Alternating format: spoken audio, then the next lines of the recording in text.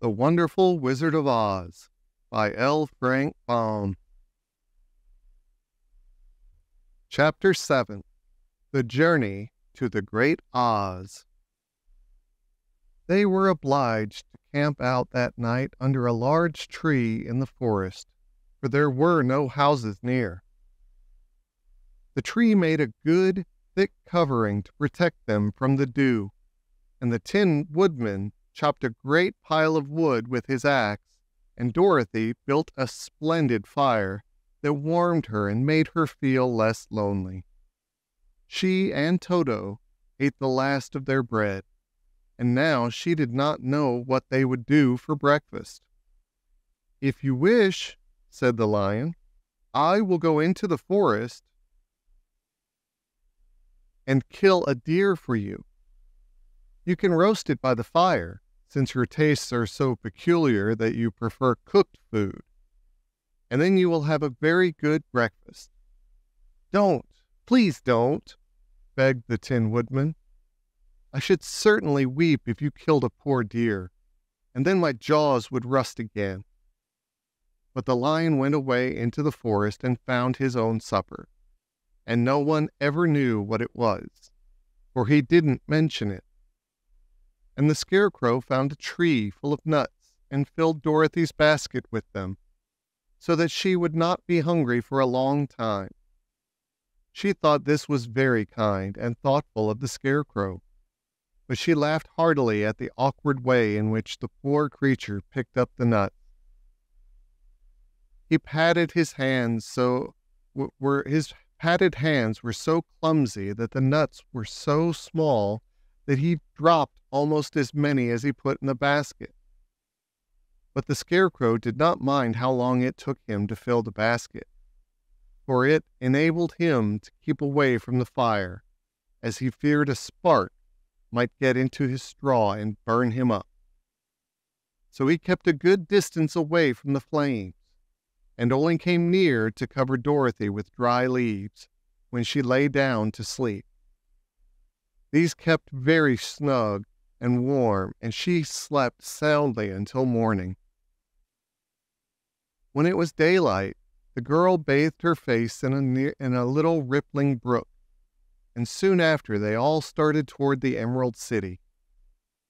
This was to be an eventful day for the travelers. They had hardly been walking an hour when they saw before them a great ditch that crossed the road and divided the forest as far as they could see on either side. It was a very wide ditch, and when they crept up to the edge and looked into it, they could see it was very deep. And there were so many big, jagged rocks at the bottom. The sides were so steep that none of them could climb down, and for a moment it seemed that their journey must end. "What shall we do?" asked Dorothy despairingly. "I haven't the faintest idea," said the Tin Woodman. And the lion shook his shaggy mane and looked thoughtful. But the Scarecrow said, "We cannot fly, that is certain. Neither can we climb down into this great ditch. Therefore, if we cannot jump over it, we must stop where we are."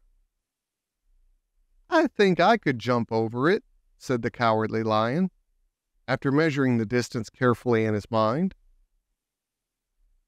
"Then we are all right," answered the Scarecrow, "for you can carry us all over on your back, one at a time." "Well, I'll try," said the lion. "Who will go first?" "I will," declared the Scarecrow, "for if you found that you could not jump over the gulf, Dorothy would be killed, or the Tin Woodman badly dented on the rocks below. But if I am on your back, it will not matter so much, for the fall would not hurt me at all." "I am terribly afraid of falling myself," said the Cowardly Lion, "but I suppose there is nothing to do but try it. So get on my back, and we will make the attempt." The Scarecrow sat upon the lion's back, and the big beast walked to the edge of the gulf and crouched down. "Why don't you run and jump?" asked the Scarecrow. "Because that isn't the way we lions do things," he replied. Then giving a great spring, he shot through the air and landed safely on the other side. They were all greatly pleased to see how easily he did it. And after the Scarecrow got down from his back, the lion sprang across the ditch again. Dorothy thought she would go next, so she took Toto in her arms and climbed on the lion's back, holding tightly to his mane with one hand. The next moment it seemed as if she was flying through the air. And then, before she had time to think about it, she was safe on the other side. The lion went back a third time and got the Tin Woodman. And then they all sat down for a few moments to give the beast a chance to rest. For his great leaps had made his breath short, and he panted like a big dog that has been running too long. They found the forest very thick on this side, and it looked dark and gloomy.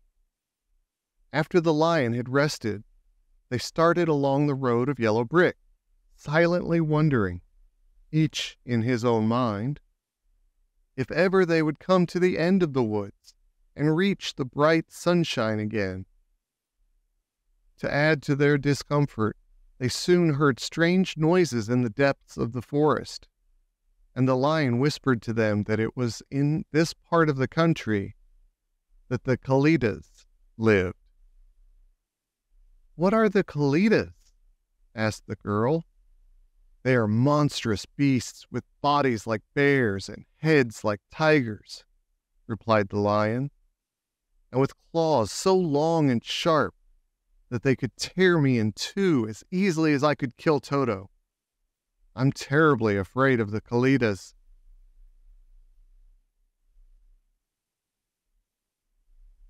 "I'm not surprised that you are," returned Dorothy. "They must be dreadful beasts." The lion was about to reply when suddenly they came to another gulf across the road. But this one was so broad and deep that the lion knew at once he could not leap across it. So they sat down to consider what they should do. And after serious thought, the Scarecrow said, "Here is a great tree, standing close to the ditch. If the Tin Woodman can chop it down, so that it will fall to the other side, we can cross it easily." "That is a first-rate idea," said the lion. "One would almost suspect you had brains in your head instead of straw." The woodman set to work at once, and so sharp was his axe that the tree was soon chopped nearly through. Then the lion put his strong front legs against the tree and pushed with all his might. And slowly the big tree tipped and fell with a crash across the ditch, with its top branches on the other side. They had just started to cross this queer bridge when a sharp growl made them all look up, and to their horror, they saw running toward them two great beasts with bodies like bears and heads like tigers. "They're the Kalidas," said the cowardly lion, beginning to tremble. "Quick!" cried the Scarecrow. "Let us cross over." So Dorothy went first, holding Toto in her arms. The Tin Woodman followed, and the Scarecrow came next. The lion, although he was certainly afraid, turned to face the Kalidas. And then he gave so loud and terrible a roar that Dorothy screamed and the Scarecrow fell over backwards, while even the fierce beasts stopped short and looked at him in surprise. But, seeing they were bigger than the lion, and remembering that they were two of them and only one of him, the Kalidas again rushed forward, and the lion crossed over the tree and turned to see what they would do next. Without stopping an instant, the fierce beasts also began to cross the tree, and the lion said to Dorothy, "We are lost, for they will surely tear us to pieces with their sharp claws. But stand close to me, behind me, and I will fight them as long as I am alive." "Wait a minute," called the Scarecrow. He had been thinking what was best to be done. And now he asked the Woodman to chop away the end of the tree that rested on their side of the ditch. The Tin Woodman began to use his axe at once, and, just as two Kalitas were nearly across, the tree fell with a crash into the gulf, carrying the ugly, snarling brutes with it, and both were dashed to pieces on the sharp rocks at the bottom. "Well," said the Cowardly Lion, drawing a long breath of relief, "I see we are going to live a little while longer, and I am glad of it, for it must be a very uncomfortable thing not to be alive. Those creatures frightened me so badly that my heart is beating yet." "Ah," said the Tin Woodman sadly, "I wish I had a heart to beat." This adventure made the travelers more anxious than ever to get out of the forest, and they walked so fast that Dorothy became tired and had to ride on the lion's back. To their great joy, the trees became thinner the further they advanced, and in the afternoon they suddenly came upon a broad river flowing swiftly just before them. On the other side of the water, they could see the road of yellow brick running through a beautiful country with green meadows dotted with bright flowers, and all the road bordered with trees hanging full of delicious fruits. They were greatly pleased to see this delightful country before them. "How shall we cross the river?" asked Dorothy. "That is easily done," replied the Scarecrow. "The Tin Woodman must build us a raft, so we can float to the other side." So the Woodman took his axe and began to chop down small trees to make a raft. And while he was busy at this, the Scarecrow found on the river bank a tree full of fine fruit. This pleased Dorothy, who had eaten nothing but nuts all day, and she made a hearty meal of the ripe fruit. But it takes time to make a raft, even when one is as industrious and untiring as the Tin Woodman. And when night came, the work was not done. So they found a cozy place under the trees where they slept, well until morning. And Dorothy dreamed of the Emerald City and of the Good Wizard of Oz, who would soon send her back to her home again. Chapter 8. The Deadly Poppy Field.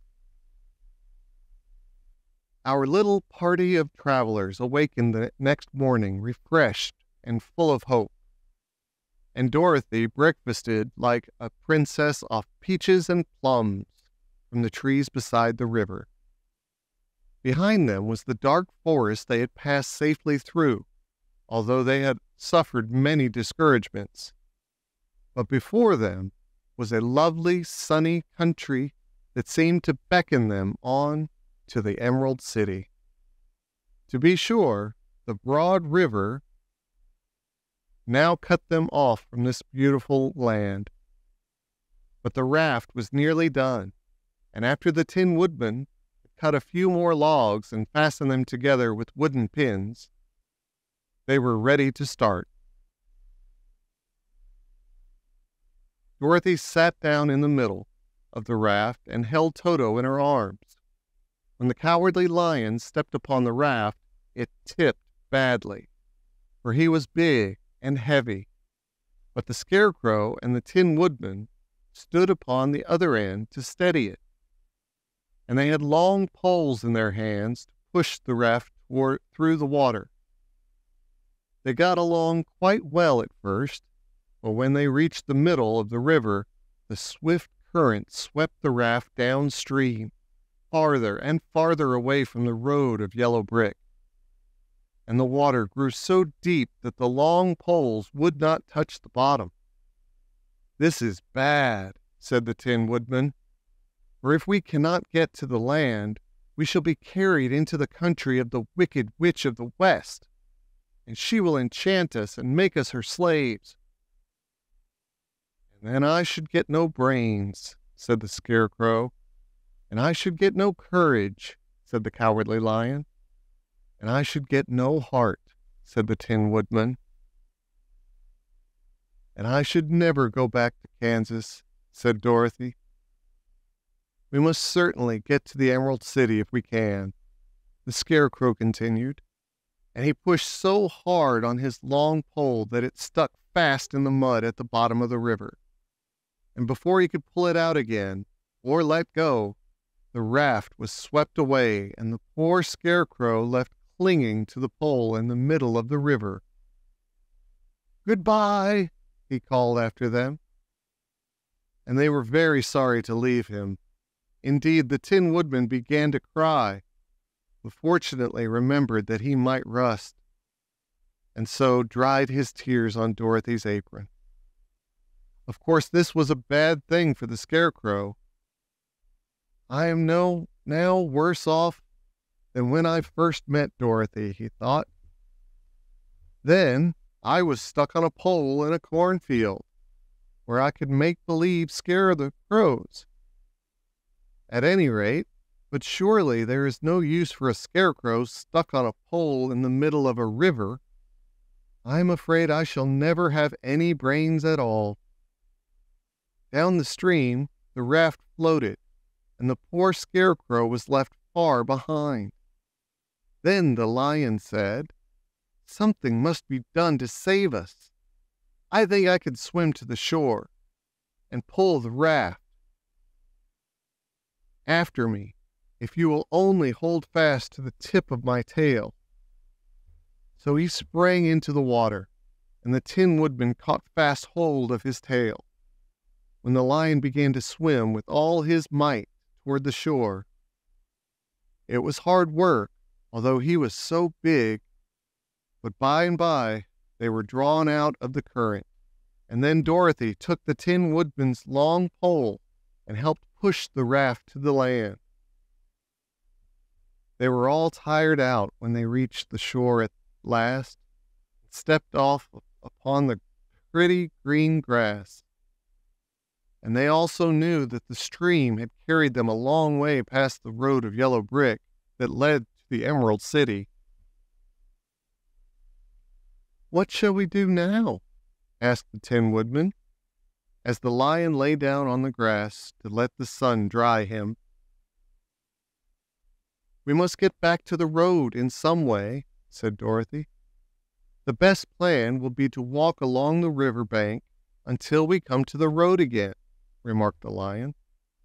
So when they were rested, Dorothy picked up her basket and started along the grassy bank, back to the road from which the river had carried them. It was a lovely country, with plenty of flowers and fruit trees and sunshine to cheer them. And they had not felt so sorry for the poor Scarecrow, they could have been very happy. They walked along as fast as they could, Dorothy only stopping once to pick a beautiful flower. And after a time, the Tin Woodman cried out, "Look!" Then they all looked at the river and saw the Scarecrow perched upon his pole in the middle of the water, looking very lonely and sad. "What can we do to save him?" asked Dorothy. The Lion and the Woodman both shook their heads, for they did not know. So they sat down upon the bank and gazed wistfully at the Scarecrow until a stork flew by, which, seeing them, stopped to rest at the water's edge. "Who are you, and where are you going?" asked the stork.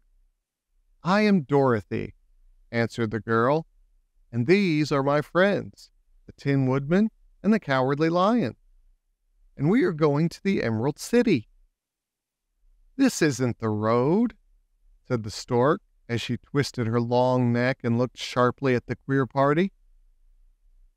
"I know it," returned Dorothy, "but we have lost the Scarecrow and are wondering how we shall get him again." "Where is he?" asked the stork. "Over there, in the river," answered the girl. "If he wasn't so big and heavy, I would get him for you," remarked the stork. "He isn't heavy a bit," said Dorothy eagerly, "for he is stuffed with straw, and if you will bring him back to us, we shall thank you ever and ever so much." "Well, I'll try," said the stork, "but if I find he is too heavy to carry, I shall have to drop him in the river again." So the big bird flew into the air and over the water till she came to where the Scarecrow was perched upon his pole. Then the stork, with her great claws, grabbed the Scarecrow by the arm and carried him up into the air and back to the bank, where Dorothy and the lion and the Tin Woodman and Toto were sitting. When the Scarecrow found himself among his friends again, he was so happy that he hugged them all, even the lion and Toto. And as they walked along, he sang "Toddly-dee-ri-dee-o" at every step. He felt so gay. "I was afraid I should have to stay in the river forever," he said.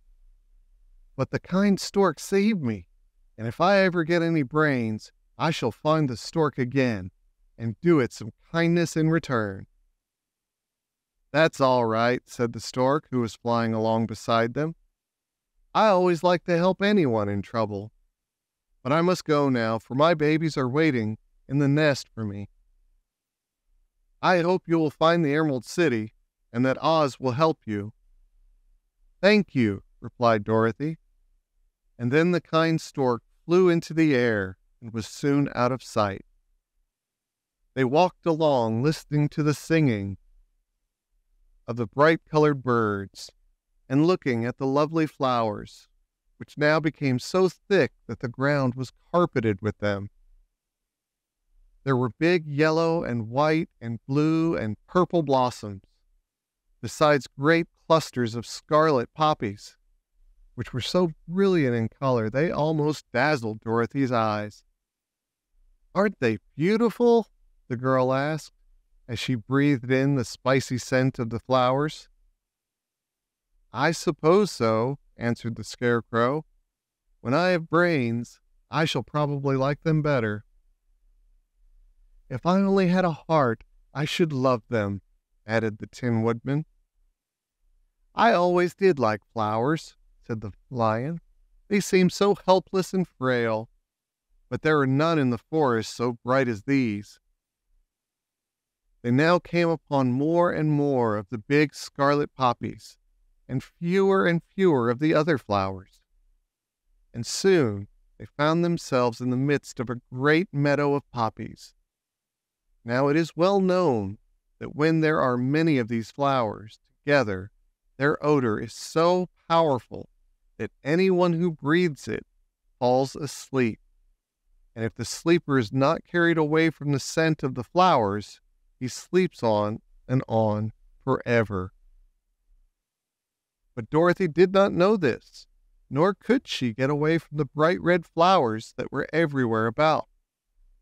So presently her eyes grew heavy, and she felt she must sit down to rest and sleep. But the Tin Woodman would not let her do this. "We must hurry and get back to the road of yellow brick before dark," he said. And the Scarecrow agreed with him. So they kept walking until Dorothy could stand no longer. Her eyes closed in spite of herself, and she forgot where she was, and fell among the poppies fast asleep. "What shall we do?" asked the Tin Woodman. "If we leave her here, she will die," said the lion. "The smell of the flowers is killing us all. I myself can scarcely keep my eyes open, and the dog is asleep already." It was true, Toto had fallen down beside his little mistress, but the Scarecrow and the Tin Woodman, not being made of flesh, were not troubled by the scent of the flowers. "Run fast," said the Scarecrow to the Lion, "and get out of this deadly flower bed as soon as you can. We will bring the little girl with us, but if you should fall asleep, you are too big to be carried." So the Lion aroused himself and bounded forward as fast as he could go. In a moment he was out of sight. "Let us make a chair with our hands and carry her," said the Scarecrow. So they picked up Toto and put the dog in Dorothy's lap. And then they made a chair with their hands for the seat and their arms for the arms, and carried the sleeping girl between them through the flowers. On and on they walked, and it seemed like the great carpet of deadly flowers that surrounded them would never end. They followed the bend of the river, and at last came upon their friend the Lion, lying fast asleep among the poppies. The flowers had been too strong for the huge beast, and he had given up at last and fallen only a short distance from the end of the poppy bed, where the sweet grass spread in beautiful fields before them. "We can do nothing for him," said the Tin Woodman sadly, "for he is much too heavy to lift. We must leave him here to sleep on forever. Perhaps he will dream that he has found courage at last." "I'm sorry," said the Scarecrow. "The Lion was a very good comrade for one so cowardly. But let us go on." They carried the sleeping girl to a pretty spot beside the river, far enough from the poppy field to prevent her breathing any more of the poison of the flowers. Here they laid her gently on the soft grass and waited for the fresh breeze to waken her.